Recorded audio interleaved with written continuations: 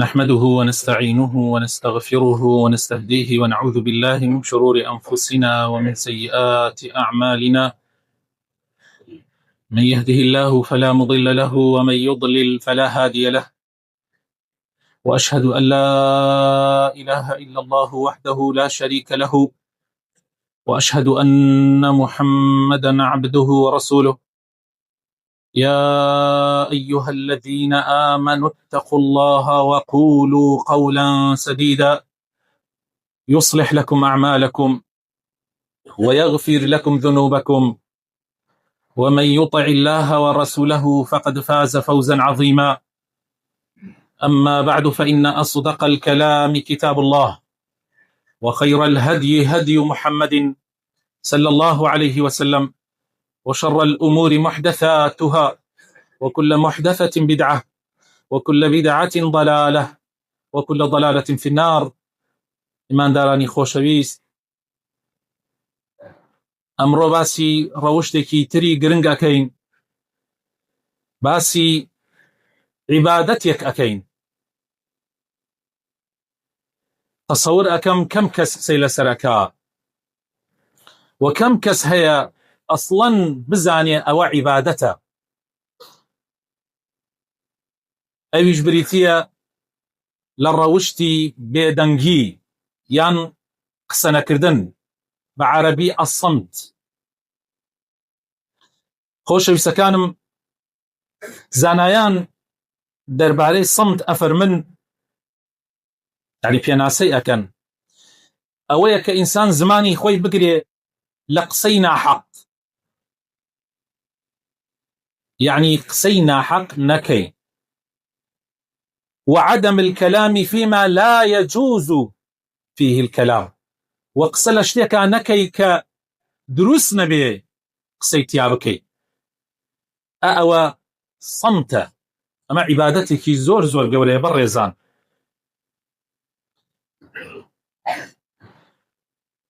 کۆمەڵێک لە زانایان فەرموویانە ئەوەل العیبادەتی ئەسەمت، فەرموویانە یەکەم یان سەرەتای عیبادەت لە بێدەنگیەوە دەسی پێکا. ثم طلب العلم، پاشان گەڕان بە دوای علمە، هەوڵدان بۆ شارەزابوون لە زانستی شەرعی کە قازانجی دین و دنیاتی تایە. پاشان ثم العمل به، ئەمجا هەرچی فێر بووی عملیشی پێ بکەی، نەک هەر بەس فێر بووی بۆ ئەوەی لەگەڵ خەڵکا مناقەشەی پێ بکەی یا بۆ ئەوەی قسەی زل بکەی، نا، هەرچی فێر بووی عملیشی پێ بکەی. ثم حفظه، ئەمجا هەوڵدا بە جوانی لەبەریشی کە، ئەوەی کە ئەیزانی بە جوانی وەکو ناوی خۆتە بەریکە. ثم نشره، ئەمجا لەناو خەڵکیشا بڵاوی کەرەوە. ئەمەیە عیبادەت. خۆشەویستەکان، سەرەتاکەی بە سەمت و بێدەنگی دەسی پێکا، پاشان بە داواکردنی علم، پاشان عملکردن بەو علمە، پاشان لەبەرکردنی، پاشان بڵاوکردنەوەی لەناو خەڵکە. واللهی بڕێزان، ئەمەیە عیبادەت. ئیمامی نەوەوی بەڕەحمەت بێ لە کتەبە بنرخەکەیە ڕیاض الصالحین ئەفەرمێ، ئیعلەم، ئەفەرمێ بزانە ئەی برای مسلمان، ئەی خوشکی مسلمان، أنه ينبغي لكل مكلف أن يحفظ لسانه، پێویستە لەسەر هەموو کەسێک کە باڵغە بێ لە کچان و لە کوڕان زمانیان بگرن. لە چی زمانیان بگرن؟ عن جميع الكلام، لە هەموو قسە زمانیان بگرن، لە هەموو قسە زمانیان بگرن، إلا سيدكم برز، إلا كلاما ظهرت فيه المصلحة، إلا كلامك كدرك بيبوت مصلحته برجواندي دين ودنياتي تايا، إلا أو قسناكي أو قسيبكي أبيك زوانت بقري لها مقسى، إلا قسيك كبزاني مصلحتي دين ودنيات برجواندي دنيا وآخرتك لو قسيا أو جابيكي. أم جاء هل إمامي نووي أفرمي ومتى استوى الكلام وتركه في المصلحة فالسنة الإمساك عنه. الله أكبر. أي أجر لشتيك أي زاناي قوري إسلام أي إمامي نووي أي أجر لشتيك من بينيم مصلحتك وكو يكوايا يعني وكو يكوايا كردني ونكردني زرري قازان جيوب يكوايا أو كاتب بيكم يعني كم أفرمي سنتي في غمر أو يكني لأنه قد ينجر الكلام المباح إلى الحرام أو مكروه إلى حرام أو مكروه. أفرمي السنة ويا نيكي أجر زاني قصي كردنو نكردني وكو يكوايا الله السنة ويا نيكي شنك جاري وهي ككردت سبحان الله راتك يا شيء سيركي برو حرام يعني برو قصي مكروه. وذلك كثير في العادة الله أوج زور لنا وخلق سينا وخلق بزان أوانية سرتاي قصة اعتيادية ها قصيك أكلية دسي فيها كب أم جاء أم قصيك أو قصيك أو قصيك كاتك زاني توشي حرام بوي يا على الأقل توشي مكروه بوي والسلامة لا يعدلها شيء. إنساني إيمان دار خو ديني خوي ندوزيته يعني إنساني إيمان دار دائما أقريت تشتي سلامتي دينكي تيابي أو بك حيت شتيانية برانبر أو بي حيفنية تخوى إنسان ديني خوي بدوريني لبرخاتر كان كلمة لدمي درسي. الله أكبر. أما نما مساكان مانن إمام كان مانن بياوة قورة كان مانن سيد كان شون أدب مان أدن شون فير مانكن أما يا إسلام أما يا ديني خوا أما يا أويك بيويس إيما بابندي ببين أم جاباب روين بزانم خوا لم بارا وشي فرموا بيغمري خوا صلى الله عليه وسلم لم بارا وشي فرموا أو إمام كان مان بختكيان بيمان دا وتيانا إنسان نابي قصبك إلا لو تشتنبه كبرجوان دي عاشكراي تيا ديارة بو دين ودنيا أي أقر وكو يكوابي فرموي ميكي باشتره أو طبعا أقر برجوان دين نبي وخرافي بي أو هر نابي بيكي أم أوي أقر سكاع تيادي بو زرر وخازان جينبو وكو يكوابو أفرمي أويشنا كي باشا شو كلواني أول رات كيش برو حرام أي قصي أقر قصي لسطاسط زانيت أما حرامة الله هر نابي بيكي يعني أصلا هر باسينا كده چونك أو أصلا هر مسلمان أبين نيكا بابرو بزانم خوايا في غمري خوا شي أفر من لمبارو تماشاك أخوي تعالى لسورة الإسراء آياتي 36 أفرمي يا أو آياتات خوا بعد لكاتي خنوي سرتاي خطبك من كوتبيرم أما أخوي تعالى أفرمي يا أيها الذين آمنوا على ناو سرتاي خطبك من أو آيات مخندو اتقوا الله وقولوا قولا سديدا أي أو كسانيك باورتان هي خوتان بباريزن لنا فرمانكاني خوا تقوى يعني خوت بباريزن لنا فرمانكاني خوا وقولوا قولا سديدا قسيبك كري راستقي نبي جيجي خوي بقري أقل عمتك يصلح لكم أعمالكم كرد وكان تشجوان أبي ويغفر لكم ذنوبكم أبي تماي أويك أخوي تعالى لقناحة كانت خوش ببي. يا أيها الذين آمنوا اتقوا الله وقولوا قولا سديدا يصلح لكم ويغفر لكم أي أقل من أمام ناكر أفرميه ومن يطع الله ورسوله فقد فاز فوزا عظيما. هركسي يرى يلو جوبيستي فرمايشتكاني خواو بيغمري خوا ببيع أويك أي باتوا براسي بردنويكي زور قورا أي باتوا أي أقل كسي سر بيتي كر جوي ندابي بملا وبولا قصي أكر حسابي بو أنا أكل أما قناحة حرامة نازام شي دوايش دي بو مزقو دوايش تيب منافسين ريزي بردمكا دواي للرمزان الرجوع أقري مسابقة أكال لصالك دو جار أتيبو عمرو أتيبو حج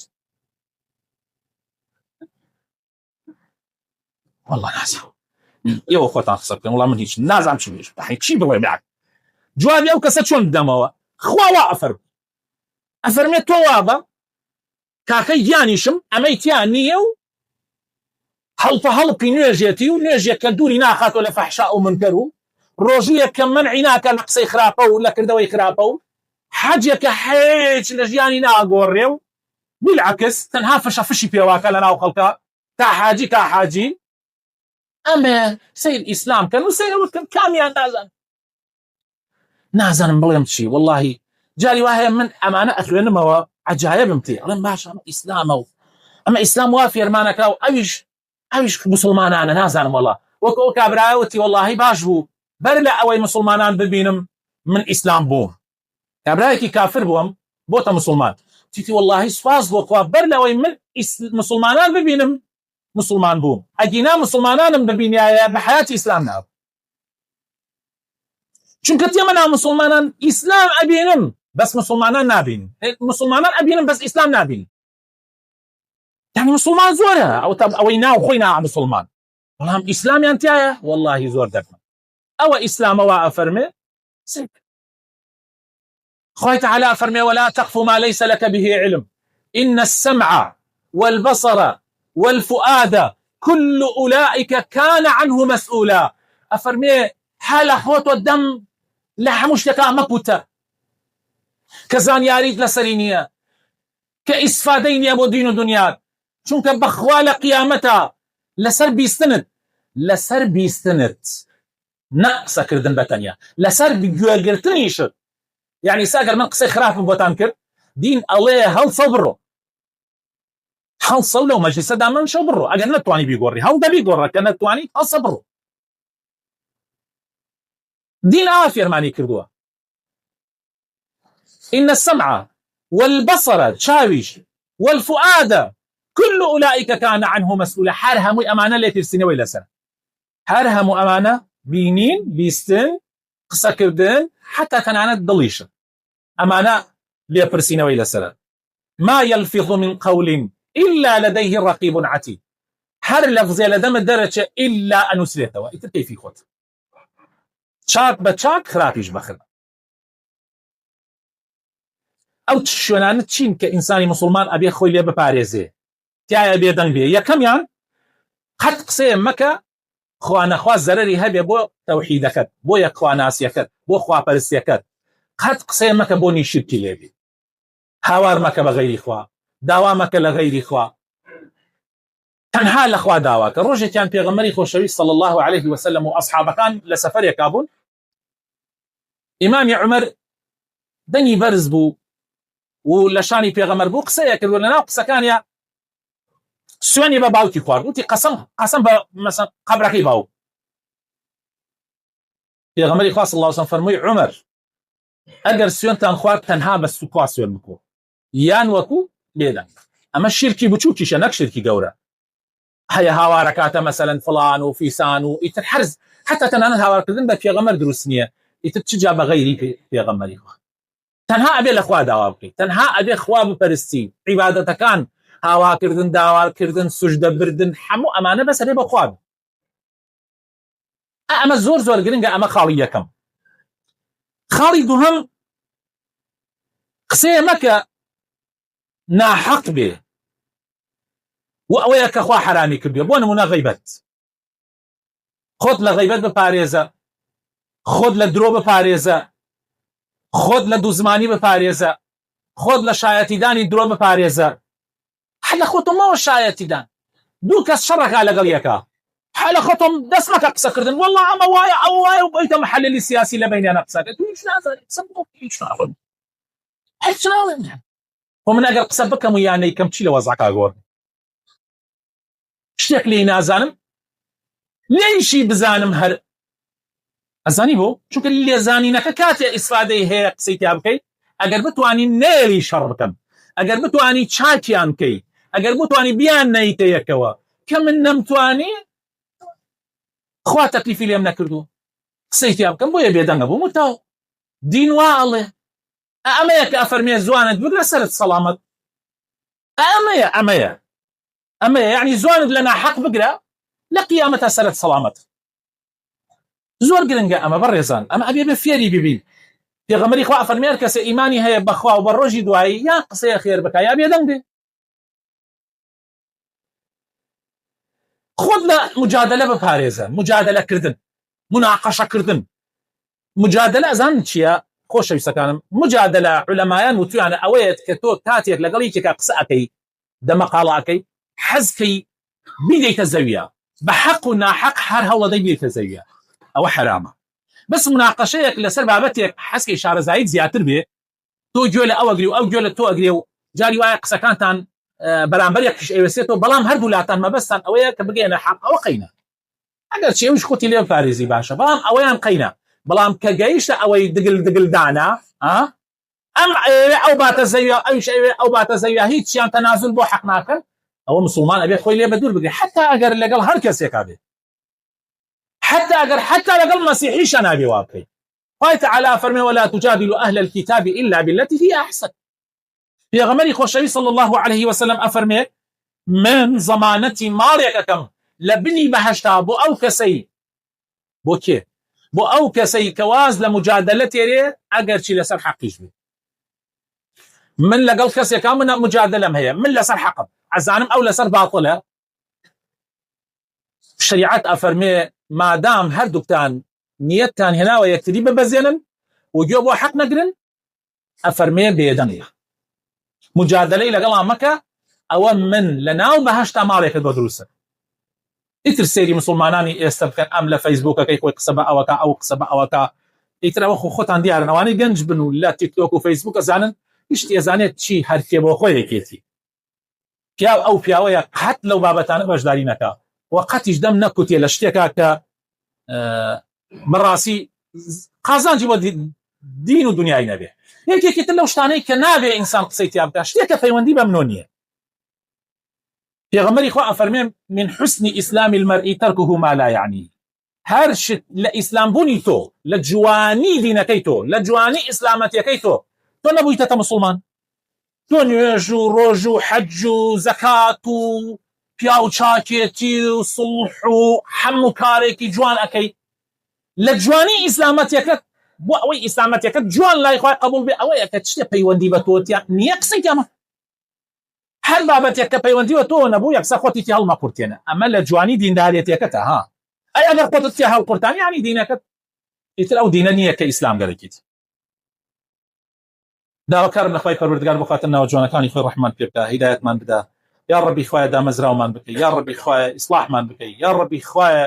زوانمان بپارێزی لە هەر شتێک کە زەرەری هەیە بۆ دین و دنیامان یا ڕەبی خوایە لە شتێکا قسە بکەینەوە قازانجی هەیە بۆ دین و دنیامان یا ڕەبی خوایە لەو کەسانەمان بگێڕی کە فەرمایشتەکانی تۆ و فەرمایشتەکانی پێغەمبەرەکەت جێبەجێەکەن خوایە قەت لەو کەسانە نەبین کە دائەنشین گوێ ئەگرین لە فەرمایشتەکانی تۆ لە فەرمایشتەکانی پێغەمبەرەکەت بەڵام لەم گوێچکەکەمانەوە ڕوا لەو گوێچکەکەمانەوە دەرەچێ یا ڕەبی خوایە ئیسلاحی هەڵمان بکەی خوایە بۆ خاتر ناوە جوانەکانی خۆت کوردستان لە دووبەرەکی پارێزی یا ڕەبی خوایە لە فیتنەتمان پارێزی یا ڕەبی خوایە ئاشوب و ئاژاوە لەومانە هێڵی یا ڕەبی خوایە بۆ خاتر ناوە جوانەکانی خۆت بۆ خاتر ئیسمی عەظەمی خۆت ڕەحم بە مردوەکانمان بکەی شیفای نەخۆشەکانمان بدەی ماڵ و مناڵمان ئیسلاح بکەی یا ڕەبی خوایە مسلمانە لێک داوای دوعای خێریان لێکردین کێشەیان هەیە مەشاکلیان هەیە قەرزارن نەدارن بێ ئیشن هەر یەک و کێشەیەکی هەیە یا ڕەبی خوایە کێشەی هەموو لایەکمان چارەسەر بکەی یا ڕەبی خوایە خێری دین و دنیا بخەیتە ژیانمانەوە یا ڕەبی خوایە لە ژیانی دنیاە بەختەوەرمان بکەی لە ئاخرەتیشا یا ڕەبی خوایە لەوانە بین کە پێغەمبەرشان نازیمان پێواکە ئامین ئامین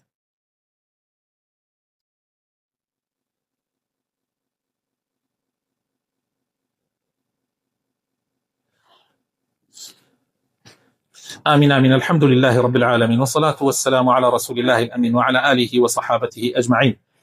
يا أيها الذين آمنوا اتقوا الله ولتنظر نفس ما قدمت لغد واتقوا الله إن الله خبير بما تعملون برا عزيز كانوا پیغمبری خوا صلى الله عليه وسلم زور جار بۆ ئەصحابەکان باسی ئاشوب و ئاژاوی آخر زمانێک زور جار صحابەکان کە ئەم باسانیان ئەبیست تەزە هاتە گیانیانە زۆر بێتاقەت ئەبوون زۆر خەفەتیان ئەخوارد ئەشترسان ئەیانەدای پێغەمبەری خوا ئەی ئەگەر ئێمە کەوتینە زمانێک ئاوا یعنی زمانی فیتنە زمانی ئاشوب زمان ئەوەیە کە ئینسان لە پێناو شتێکە ئەکوژرێ خۆشی نازانێت حەقیان نەحەقا یعنی زمانی ئەگەر وا هاتە سەرا من چی بکەم قورتێ بکەمە سەر ئەگەر زمانێک هاتە سەرا یەکەم شتێک کە پێغەمبەری خوا سەحابەکانی ئاگادارە کردەوە ئەی فەرموو من صەمەتە نەجا هەر کەسێ دەمی خۆی بگرێ زوانی خۆی بگرێ نەجاتێت أمسك عليك لسانك وليسعك بيتك وابكي على خطيئتك ئەگەر زمانێک ئاوا هاتە سەرا فیتنە و ئاشوب و ئاژاوە و هەر کەسێ بەملاو بەولایە خەڵکی ئەکوشت و ئاژاوە ئەناوە مەشاکلی ئەناوە کەس نێزانی کێ حەقە و کێ ناحەقا پێغەمبەری خوا ئەی فەرموو صلی الله عليه وسلم ئەی فەرموو زوانی خۆتان بگرن هەوڵ بدەن لە ماڵەکانی خۆتان دەرنەچنە دەرەوە لەو کاتانە شوێنی ئەو مەکەون لە ماڵەکانی خۆتان دەرمەچنە دەرەوە و بۆ گوناحەکەی خۆت بگیری یعنی تا حەقت لە خەڵک نەبێ کۆمێند بنووسی بەم لایە و کۆمێند بنووسی بەو لایەنە حەقی خۆمان دانیشتبوو بۆ گوناح خۆمە گریم کاکە من خۆمە گوناحم زۆرە حەقم چییە ئەم چیەکە ئەو چیەکە من خۆ ئەوەنە گوناحم زۆرە ئەوەنە تاوانم زۆرە بۆ بڕۆم خەریکی ئەم و ئەو بم خەریکی خۆمە بم ئەمە وەسیەت پێغەمبەرە وەسیەت لا تارق بە بیدەنە ئەو دنگەیە ئەو دیوارە وەری مەگرن قسەی پێغەمبەرە ئیتر وەریەگرن وەریگرن وەریشی ناگرن من کرد من وتم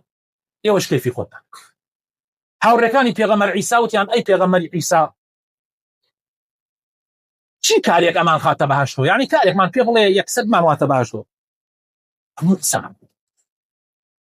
یعنی واز لە قسەکردن بێ لە چاوتیان ناخەنەبرێ هیچ وەڵڵا کەس ناتوانێت قسە نەکات دەی فەرمووی ئەگەرش قسەتان کرد لە خێرانە بێ قسە نەکە تەواو خێرە بەڵێ بیکە شەڕە شەڕ و خێرەکە وەکو یەک وایە نە پێغەمبەر سولەیمانی کوڕی داود پێغەمبەری کوڕی پێغەمبەر مەلیکی کوڕی مەلیک دنیا دیدە پاشا بووە پاشا ئەم دنیا بۆ گشتی سەی تەماشاکەن چی قسەیەکە زۆر مهمە زۆر مهمە و ئاخر ختامی قسەکانمانە ئەفەرمێ ئین کان الکەلام من فضة فالسکوت من ذهب ئەگەر قسەکردن زیو بێ ئەوە بزانە بێدەنگی ئاڵتوونە الله ئەگەر قسەکردن زیو بێ زیو شتێکی بە نرخە جاران دووشتی زۆر بە نرخە بوو زیو و ئاڵتوونەکە دەقاتی زیوەکە خێرتر بووە یعنی خارەکە زیاتر بووە بۆ نمونە درهەمێک زیوی دینارێکی ئاڵتوونی 10 دیرهەمی زیوی کردووە یعنی دەقات جاری وا بۆ 12 کردووە فەرموویەتی ئەگەر قسەکردن زیو بێت یعنی وەکو زیو وابێ ئەوە بزانە بێدەنگی ئاڵتوونە ئیتر تێبگە